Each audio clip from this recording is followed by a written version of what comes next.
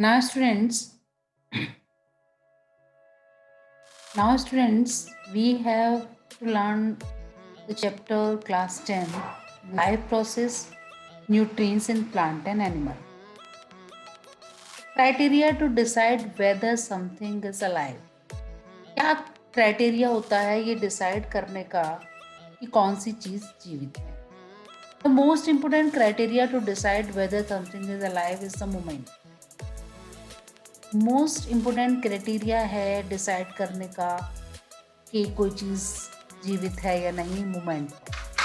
All living things move with the help of external help. जितनी भी living चीज़ें होती हैं, जीवित चीज़ें होती हैं, वो मूव करती हैं बिना किसी एक्सटर्नल हेल्प के। Some movement are easily visible like the movement of the body parts. जो मूवमेंट्स होते हैं हम इजिली उनको देख पाते हैं, जैसे बॉडी पार्ट्स का।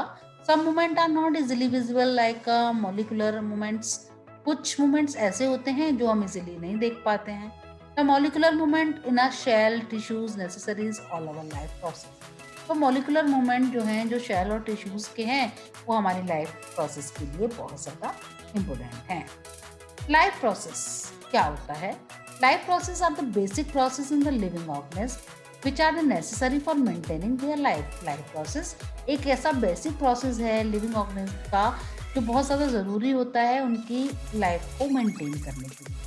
The basis of life process are the nutrients, respiration, transportation और एक्सक्रीशन। ये इसके बेसिक प्रोसेसेस हैं। Nutrition is a process of taking food by the organism and its utilization of the body for the life process। एक ऐसा process है जिसमें हम food को लेते हैं ऑर्गेनिज्म और उसको यूटिलाइज करते हैं अपने लाइफ प्रोसेस के लिए। Respiration is a process by which food is burn in the cell. एक ऐसा प्रोसेस है जिसमें फूड बर्न होता है शेल्स में of a body with the help of oxygen to release energy, और ऑक्सीजन की सहायता से और हमको एनर्जी देता है। Transportation is the process by which food, oxygen, water, waste product are carried from one part of the body to other।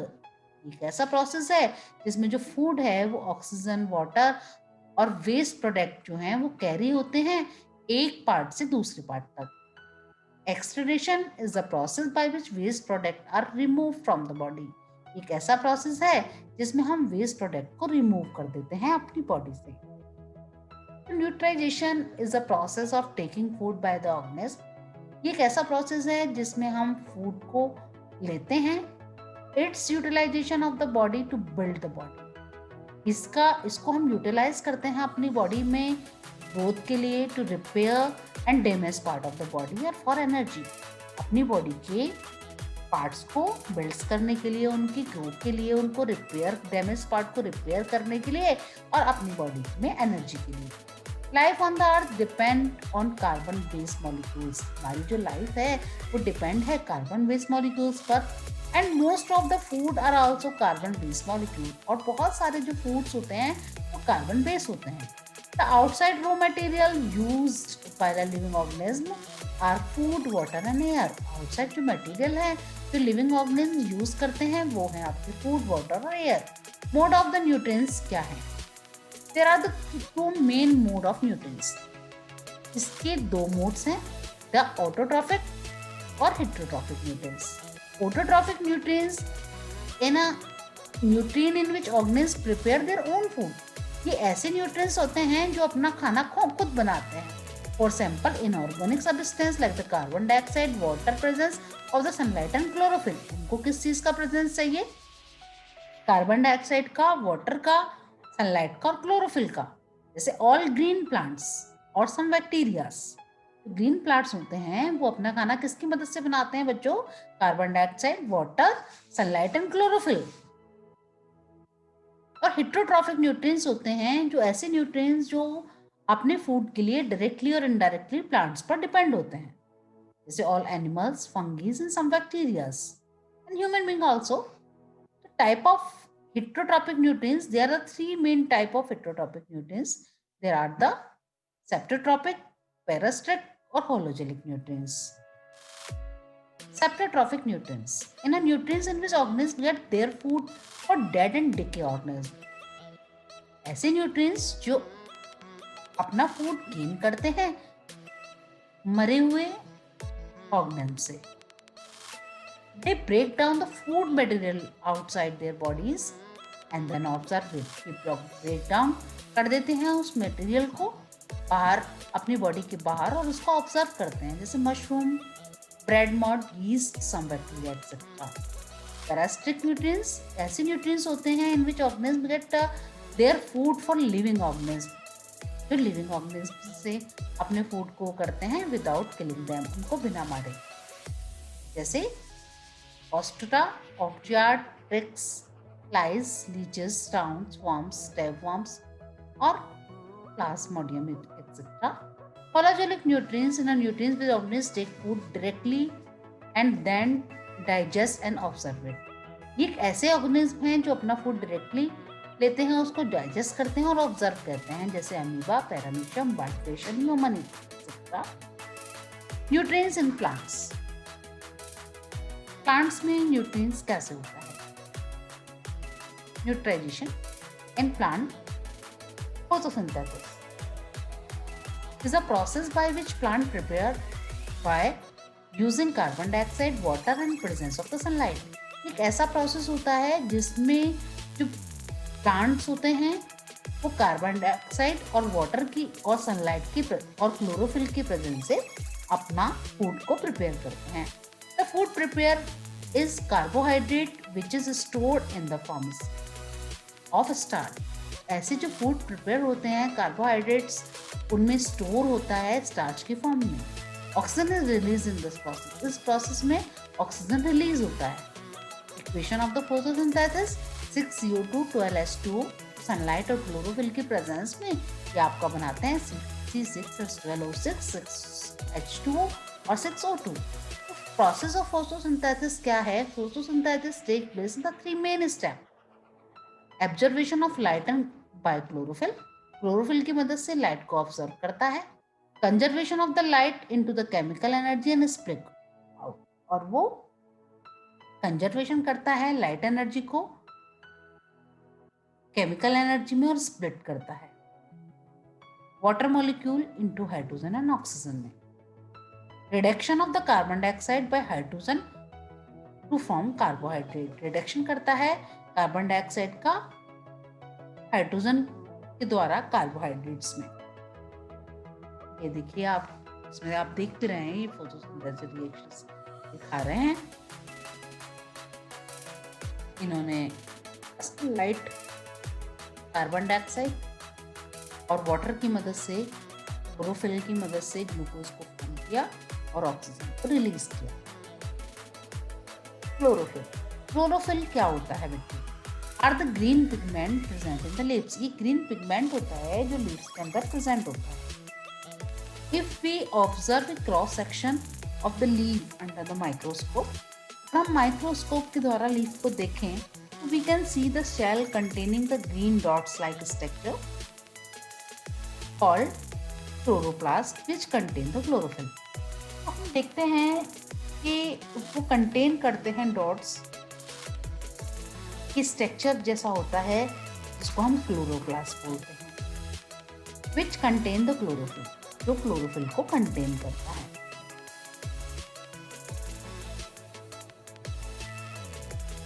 Case में ये पूरा आपको दिखाया हुआ है. Upper abdomen, mesophyll, lower abdomen, बैक्स, फ्लोटाइल, पैरासाइड, मेसोफिल, स्पॉन्जी मेसोफिल, वैक्स, हॉटाइल, ग्रांड शेल with chloroplast.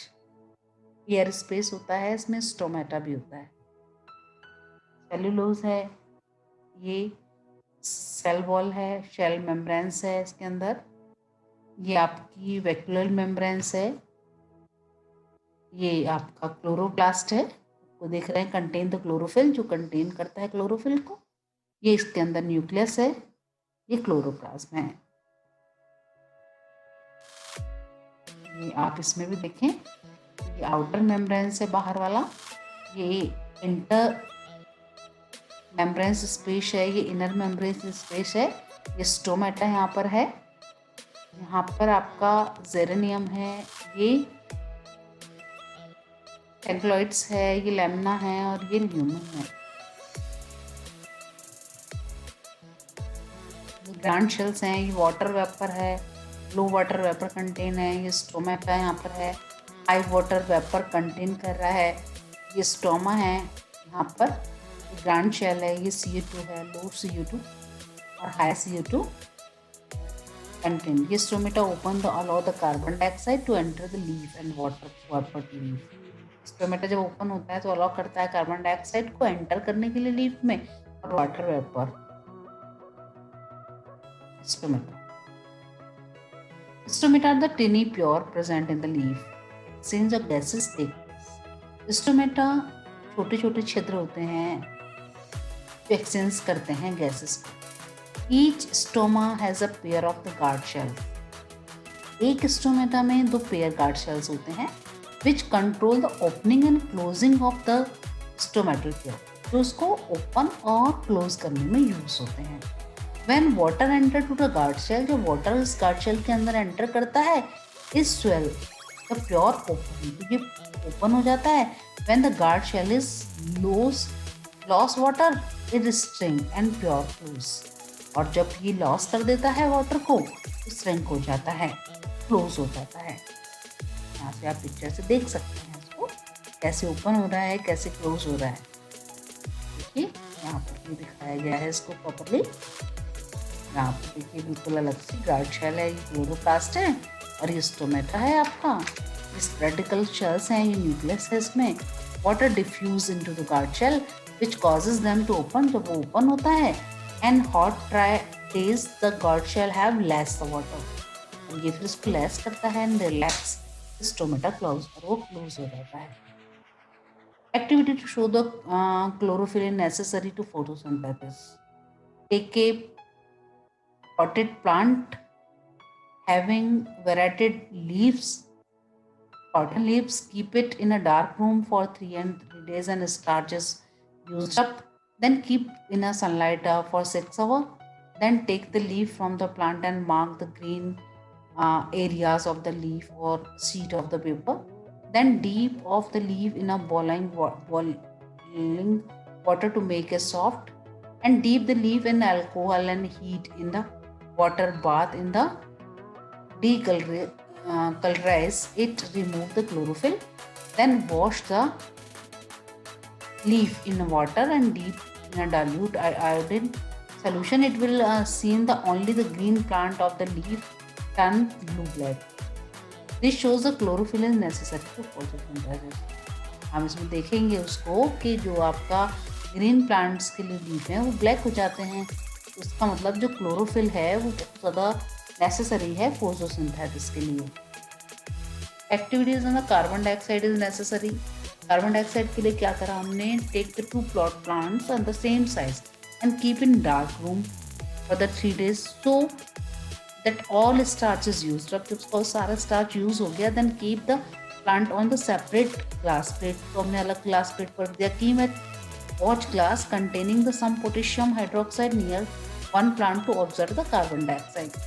Cover both plant with the bell jars and shield the bottom of the jar with the Vaseline to make the air tight.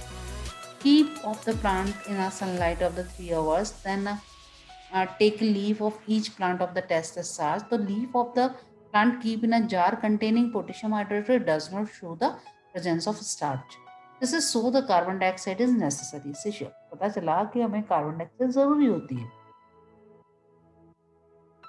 तो nutrition in animals, elements में कैसे होता है, तो nutrition in amoeba is a unicellular animal living in water. Amoeba एक unicellular animal है जो water के अंदर रहता है। It's taken food by the forming the finger like projection called Prosopodium in the form of the food vacuole. Inside the full vacuole of the food is digest and observe. ये vacuole के through जो food है उसको digest करते हैं, observe भी करते हैं। And undigested foods then sent to the source surface of the cell अनडाइज को मिसाइल के थ्रू से थ्रो कर देते हैं। मदद से न्यूट्रिशन इन ह्यूमन बीइंग कैसे होता है? Nutrition in human being take place the digestion system. Digestion system के थ्रू होता है। It contents the alimentary canal and glands which produce enzyme which break down the food in a similar molecule। ये contest करता है alimentary canal को, glands को, जो produce करते हैं एंजाइम्स को, ये फूड को ब्रेक डाउन कर देते हैं सिमिलर मॉलिक्यूल में। The main organ of the digestion system is mouth. जो मेन ऑर्गन है इसका वो माउथ होता है। Oesophagus, stomach, small intestine, large intestine and anus. The main glands are the salivary glands, gastric glands, liver, pancreas, intestinal glands। ये salivary glands हैं, ये टंग है आपका, ये हैं, ये एसोफेगस, ये लीवर है, स्टोमक है, ये पेनक्रियाज है, स्मॉल इंटेस्टाइन है, कॉलन है, ये गॉल ब्लैडर है, ये आप पूरा देख रहे हैं यहाँ पर। ये अपेंडिक्स है, ये रेक्टम है, ये एनस है, एस्टम है, ये सब चीज़ें आप यहाँ पर देख पा रहे हैं। इसी तरीके से होता है बेटा हमारी बॉडी में structure in a mouth. Mouth का क्या काम होता है? The food is broken down into the similar particle by the teeth and mix the saliva from the salivary glands. जो फूड होता है वो ब्रोक किया जाता है छोटे छोटे पार्टिकल्स में टीथ के द्वारा। उसमें स्लाइवा मिक्स होता है सल्वरी ग्लैंड्स के द्वारा। Saliva contain the enzymes, enzymes को कंटेन करता है, और slavery amylase which convert starch into sugar. और जो स्लेवरी एमिलेज होता है वो उसको कन्वर्ट करता है स्टार्च और शुगर में। Then the food passes through the oesophagus into the stomach. फिर वो स्टोमक में पहुंचता है। ना stomach gastric glands produce gastric juice. उसमें जो स्टोमक होता है उसमें गैस्ट्रिक ग्लैंड्स जो होता है वो गैस्ट्रिक जूस को प्रोड्यूस करता है।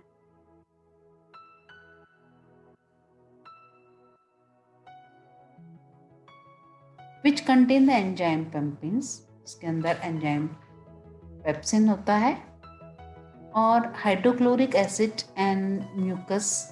Pepsin break down the proteins, ये उसको प्रोटीन्स में ब्रेक डाउन करता है। Hydrochloric acid make the medium acidic, hydrochloric acid medium को एसिडिक बनाता है, and help in the action of pepsin, वो पेप्सिन के एक्शन को हेल्प करता है। Mucus protect the wall of the stomach from action to the acids. Mucus जो होता है वो प्रोटेक्ट करता है वॉल्स को स्टोमच की एक्शन, एसिड्स के एक्शन से। Then the food passes into the small intestine, तो फूड जो है स्मॉल इंटेस्टाइन में चला जाता है। In the upper part of the small intestine is called duodenum।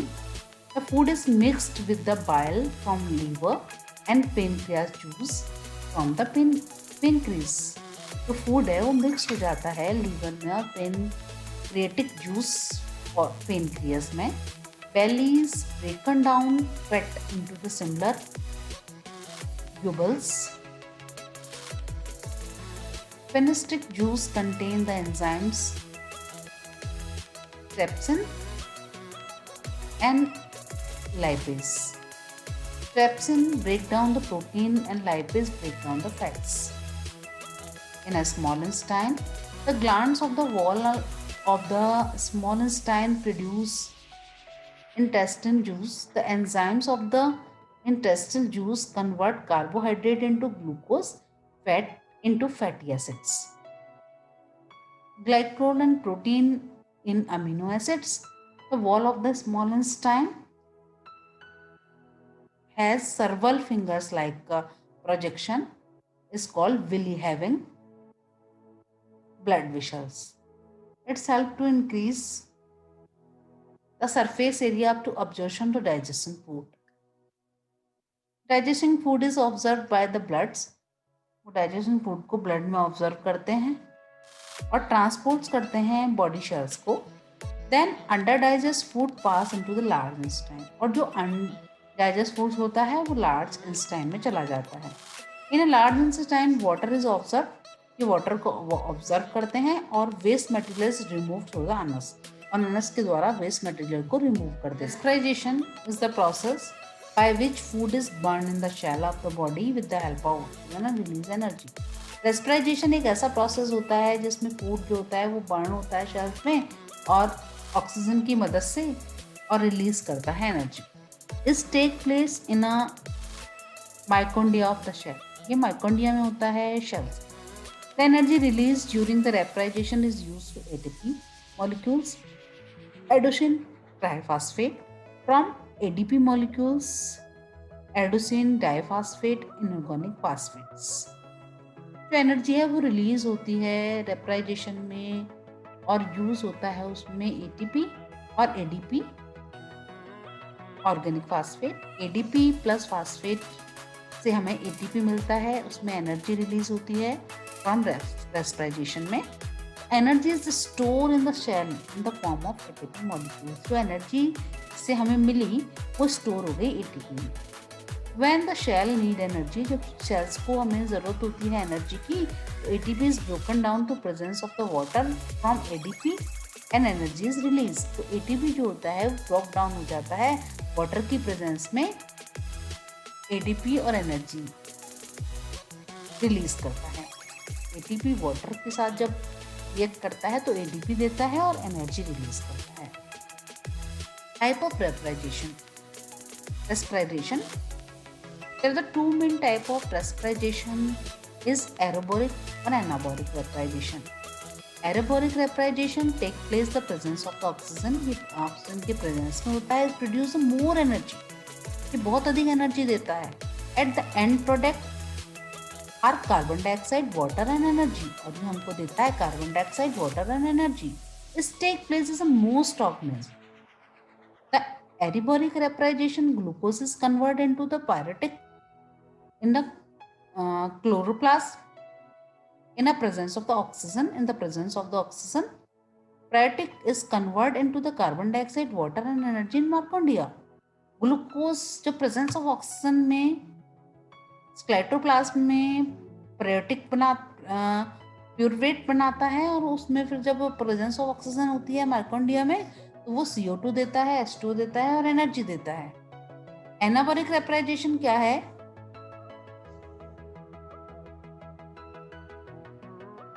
Take place the absence of oxygen. ये होता है अब्सेंस ऑफ ऑक्सीजन में. It produce less energy. ये हमको लेस एनर्जी देता है. End of the product are lactic acid, ethanol, carbon dioxide and energy. ये end में हमको प्रोडक्ट देता है एसिड्स, एथेनॉल, कार्बन डाइऑक्साइड और acids. It take place in the muscle cells and yeast. ये होता है मसल सेल्स में और यीस्ट में. प्यूरवेट is convert into the lactic acid and energy. ये कन्वर्ट होता है लैक्टिक एसिड एंड एनर्जी में. जब ग्लूकोज होता है, प्रेजेंस ऑफ ऑक्सीजन होता है तो प्यूरवेट बनाता है और अब्सेंस ऑफ ऑक्सीजन में ये लैक्टिक एसिड और एनर्जी देता है. तो एनाबॉरिक रेस्पिरेशन में yeast glucose is convert into फैटिक and is the absence of the oxygen, pyretic is converted into ethanol, carbon dioxide and energy. This process is called the fermentation. So glucose है और presence of oxygen in chloroplast को ये प्योरेट देता है और absence of oxygen in yeast में ethanol, carbon dioxide और energy हमको देता है. Breakdown of the glucose of the various pathways. Glucose कैसे breakdown होता है? जब presence होता है ऑक्सीजन की ना साइटोप्लाज्म तो ये प्योरवेट देता है, एनर्जी देता है.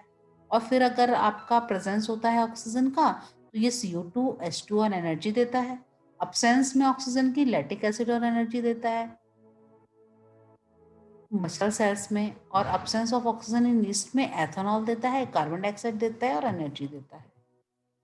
रेस्पिरेशन इन ह्यूमन में कैसे होता है?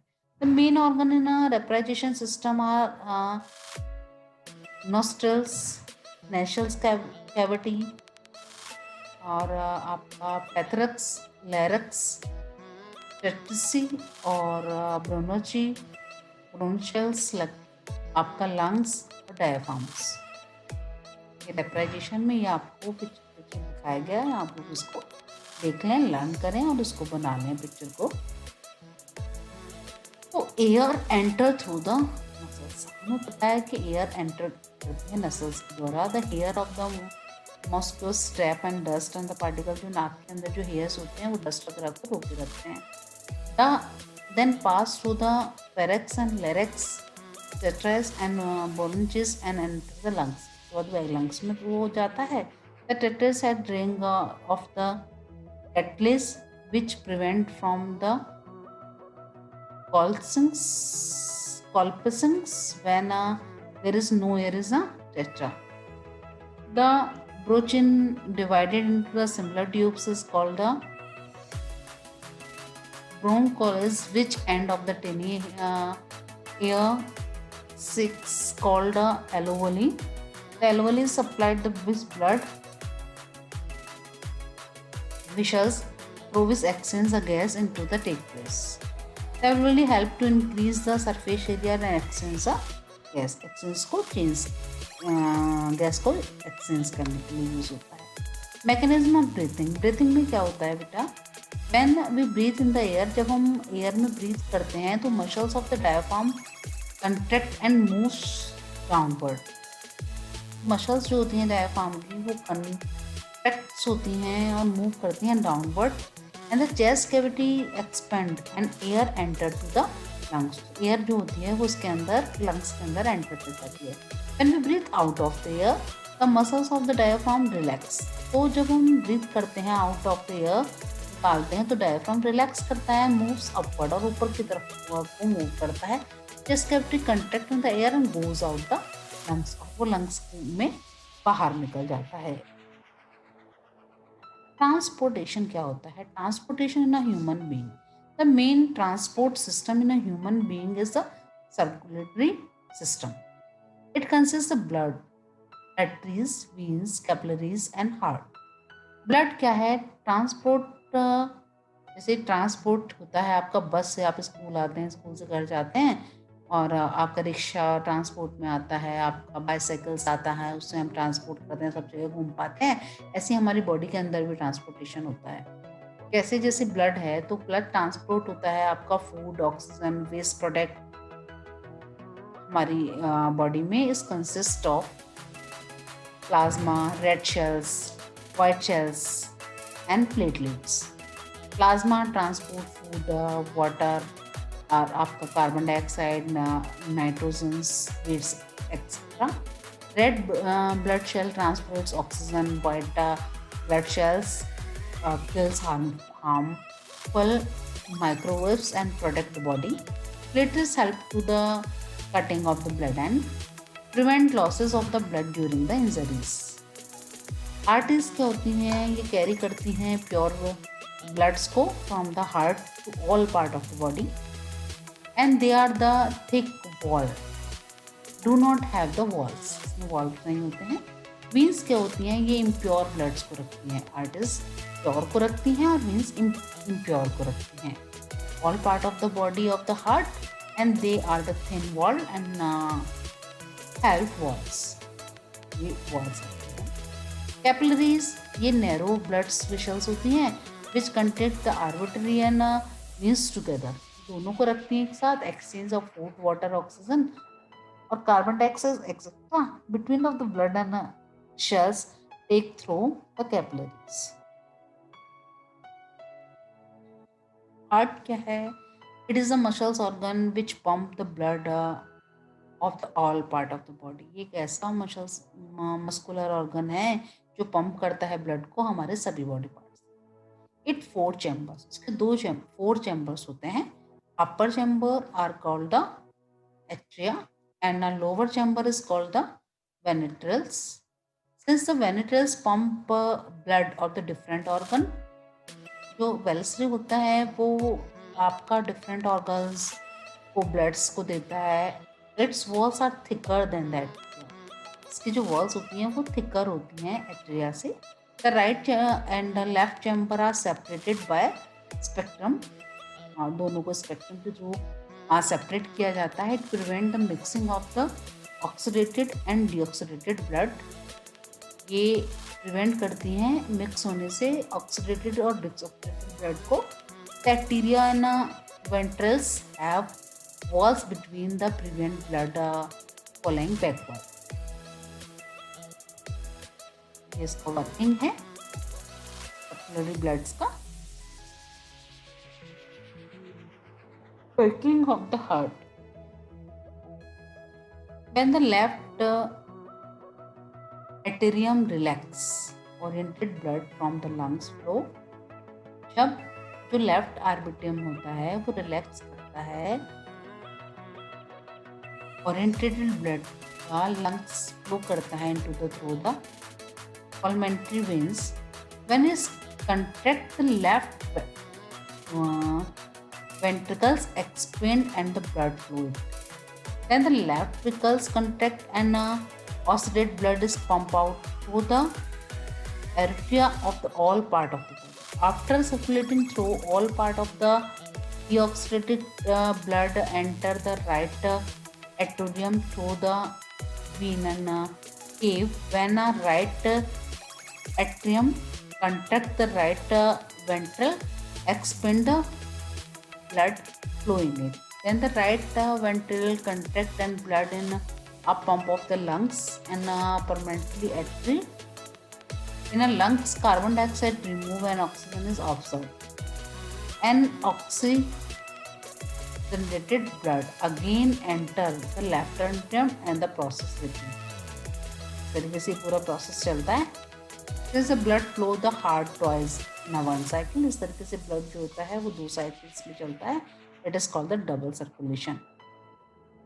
Lymph क्या होता है? It is the colorless blood present in the intercallar space. It is from the plasma which escape from the capillaries. Lymph drain into the lymph capillaries from which lymph vessels and join to the large veins. द्वारा जुड़ी होती हैं. एम्स transport digest fat, ये digest करता है fat को and drain excess blood from intercellular space back into the blood and contain lymphocytes which kill the germ एंड ये किल्स करते हैं जर्म्स को और प्रोटेक्ट करते हैं हमारी बॉडी को. Part of mammals, bird,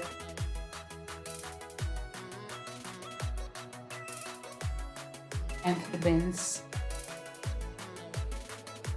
reptiles and fishes. The heart of mammals and birds have the 4 chambers at the right, left side of the heart is separated by the septum. This prevent the mixing of the orientated and disorientated blood, provide the efficient supply of the oxygen.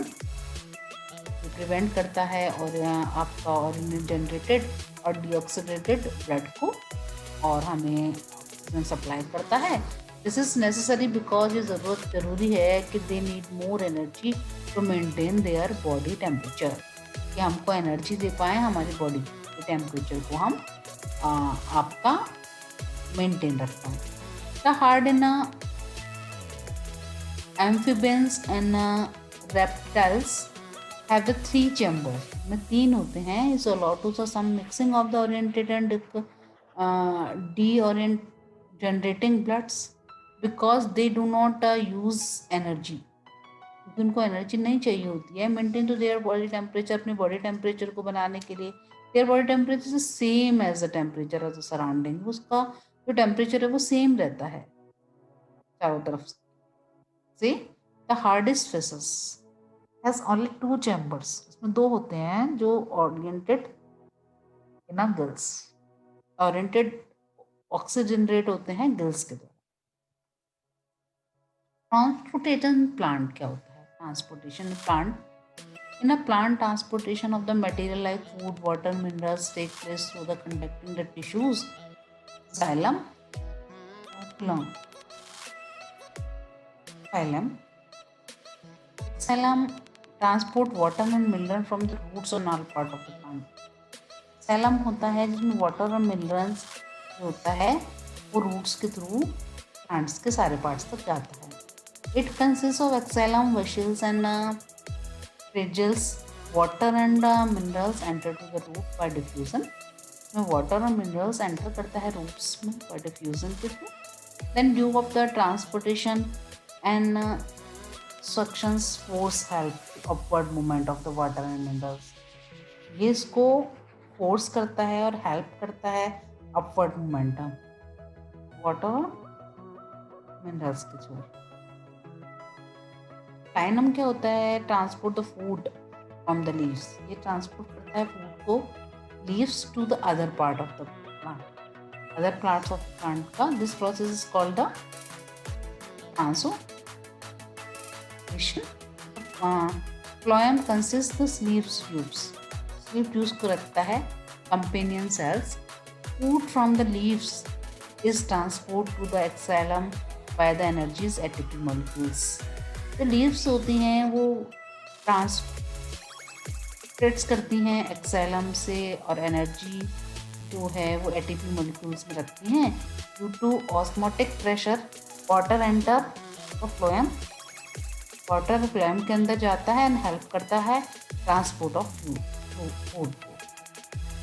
एक्सीक्रेशन क्या होता है? Excretion is the process by which waste product is produced during the metabolic activities and remove from the body. Excretion एक ऐसा process होता है जिसमें waste product जो होता है, जो प्रोड्यूस होता है मेटाबॉलिक एक्टिविटीज में और रिमूव कर देते हैं हम अपनी बॉडी से। In unicellular organism the waste product are remove from the cells surrounding by the diffusion. जो यूनिसेलुलर ऑर्गेनिज्म होते हैं उसमें जो वेस्ट प्रोडक्ट होता है उसको रिमूव कर देते हैं वो शेल्स में डिफ्यूजन के through. And multicellular organisms, the waste product are removed through the spliced organs। जो मल्टीसेलुलर ऑर्गेनिज्म होते हैं वो वेस्ट प्रोडक्ट को रिमूव करते हैं किसी स्पेशल ऑर्गन्स के through. Excretion of the human being. The excretory system consists of pair of kidneys, a pair of urinary bladder, urethra। Each kidney has a number of excretory units of is called the nephroms। ये आपका human excretory system है, आपको पूरा photo दिखाया गया है यहाँ पर। नेफ्रॉन क्या होता है? Each nephron has the cup like structure. ये कप की तरह स्ट्रक्चर होता है। इसे बोमेंस capsules containing a bundle of capillaries is called the glomerulus कहते हैं। Wobman's capsule leads into the tubular structure which join into the collecting ducts। जो join होते हैं collecting ducts के द्वारा is renal artery brings the nitrogen waste like ammonia, urea, uric acid along with the excess water, salt etc। ये हम इसको bring करते हैं जो आपका नाइट्रोजन वेस्ट लाइक जैसे अमोनिया, यूरिया, यूरिक एसिड वगैरह होता है, एक्सेस वाटर होता है, एक्स्ट्रा वाटर, साल्ट एक्सेट्रा। तो this is the nephron is filter the nitrogenous waste water salt it pass through the tubular structure into the collecting duct through the waste then the pass through the ureterus into the urinary bladder and then sent to the urethra as a urine as a usual product like the amino acid, glucose, salt etc as the reabsorbed of the capillaries around the tubular structure and goes into the renal vein। Excretion in the plant में कैसे होता है ना? Plant gases waste product is produced during the vaporization CO2 and photosynthesis। O2 is removed through the stomata, stomata के through remove हो जाता है। excess water is removed through the stomata, ये भी stomata के थ्रू excess जो water होता है वो रिमूव हो जाता है।